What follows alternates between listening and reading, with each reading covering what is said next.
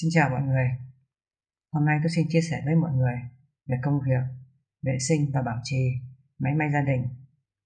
Đây là dòng máy may vừa có chức năng may vừa có chức năng thêu Juki HZL009. Mặc dù được sản xuất rất lâu rồi, nhưng đây là dòng máy tương đối hiện đại, thuộc dòng máy điện tử. Do vậy, về phần cấu tạo có hai phần cơ và phần điện tử. Như vậy, trong quá trình vệ sinh và bảo trì máy, chúng ta lưu ý vệ sinh phần cơ không được để dầu nhớt lan sang phần điện và điện tử. Phần điện tử chúng ta chỉ cần làm sạch, còn phần cơ chúng ta vừa làm sạch lại vừa phải tra dầu mỡ vào những vị trí cần thiết. Chỗ nào cần tra dầu thì ta tra dầu, chỗ nào cần tra mỡ thì ta tra mỡ. Tôi sẽ giới thiệu từng phần để hỗ trợ mọi người. Tôi sẽ tắt máy, tháo kim để vệ sinh.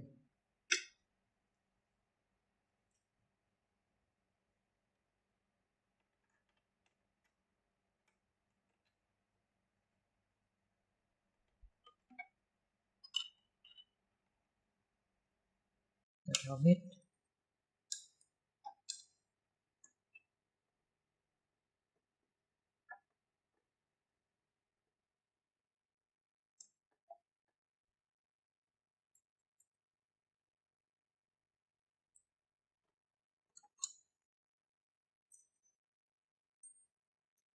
lấy chàm làm sạch bụi ở bên trong. Chúng ta dùng cọ, không nên dùng rẻ vì không gian của nó rất hẹp.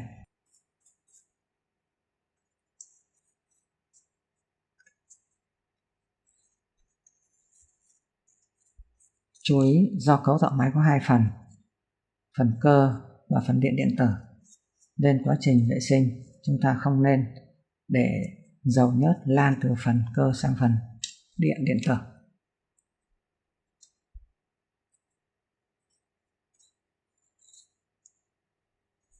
Ta lấy sạch bụi, bông và các cái đầu chỉ đứt ở trong này.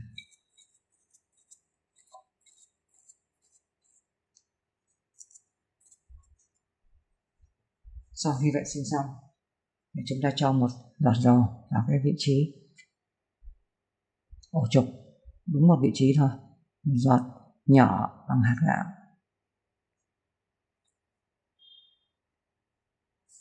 Và chúng ta xoay nhẹ vô lăng để cho dầu thấm xuống dưới.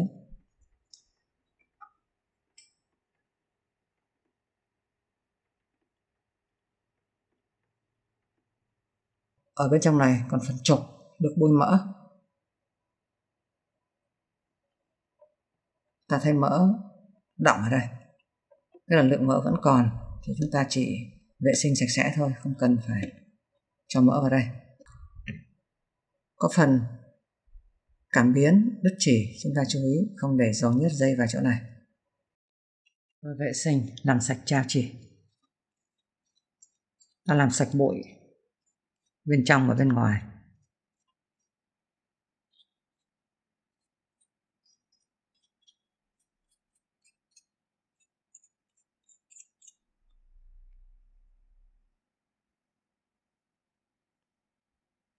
Làm sạch khe chỉ.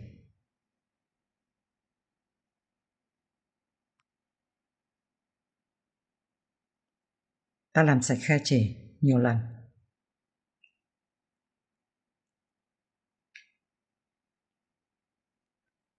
Ta chỉ làm sạch bụi, không cho dầu nhớt vào bất cứ vị trí nào trên trao.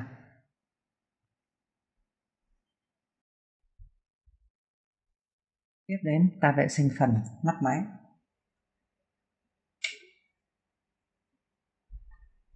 Tôi vào nắp đầu máy, trên này có vít, ta mở vít trên này.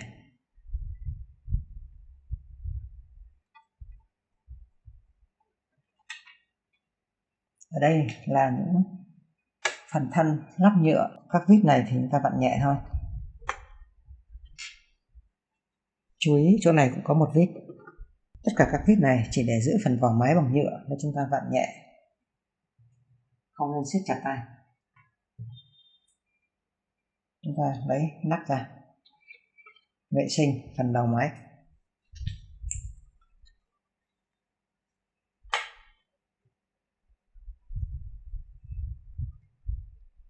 Ở phần đầu máy này chủ yếu là phần điện tử, nên là chúng ta không cho dầu nhớt vào đây. Chúng ta chỉ xem có bụi bông hoặc mà các cái bụi bẩn gì thì ta vệ sinh sạch sẽ thôi. Tiếp đến tôi sẽ mở các vít ở trên nắp máy. Trên nắp máy có một số vít ta cần phải tháo ra.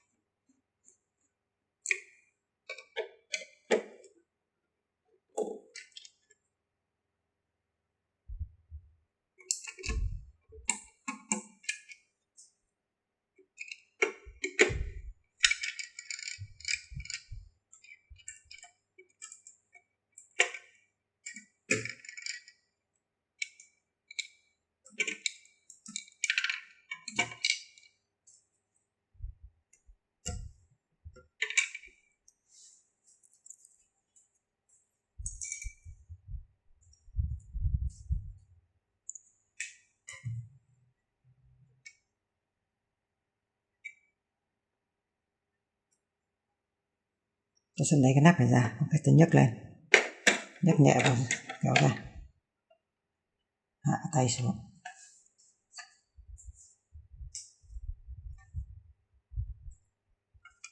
Trong nắp này thì chỉ có cái khoang để chỉ thôi, không có gì cả.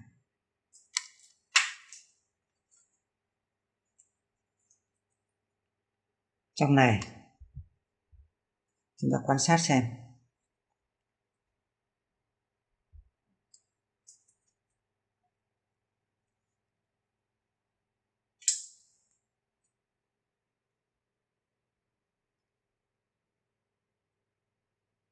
Phía bên này là phần điện và điện tử.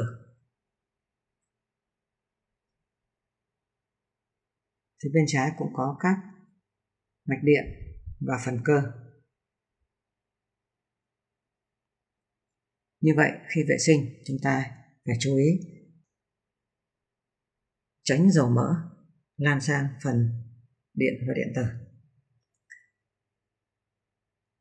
Ở đây chúng ta không có vị trí nào cần phải cho dầu nhớt. Ở phía trên, chỉ có ở phía dưới có trục.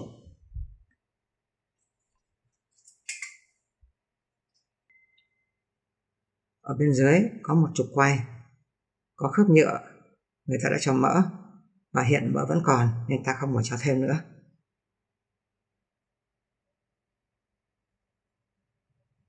Bên trái phía dưới có một khớp quay, ở đây ta cho nhớt. Và phía bên ngoài này nữa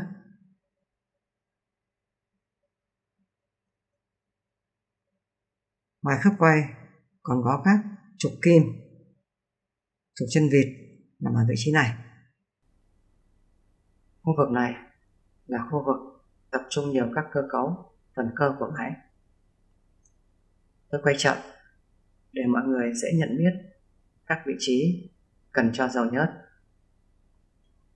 Ta đang nhìn từ phía sau dọc theo máy. Ở đây chủ yếu là các khớp quay.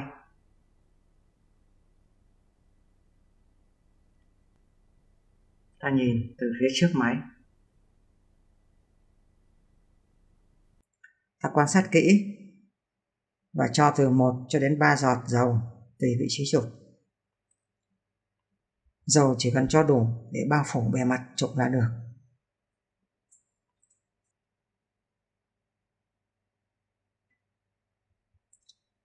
Ở phía dưới, ẩn sau bo mạch là một trục quay có bánh răng và gối đỡ. Ở vị trí này người ta chan mỡ. Ta để ý thấy có mỡ màu vàng trên gối trục.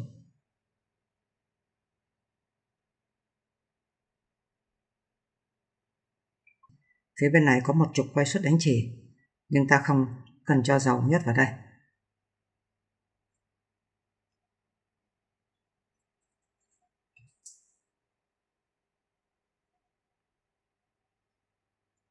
Chúng ta nhìn lại tổng thể của cái phần trên.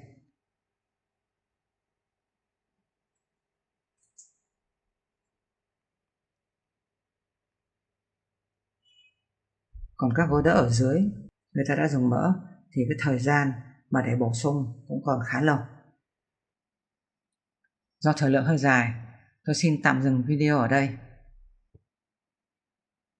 Mọi người hãy xem video tiếp theo để hoàn tất quá trình vệ sinh và bảo trì máy. Tôi xin dừng video ở đây. Cảm ơn mọi người đã theo dõi. Xin chào, hẹn gặp lại.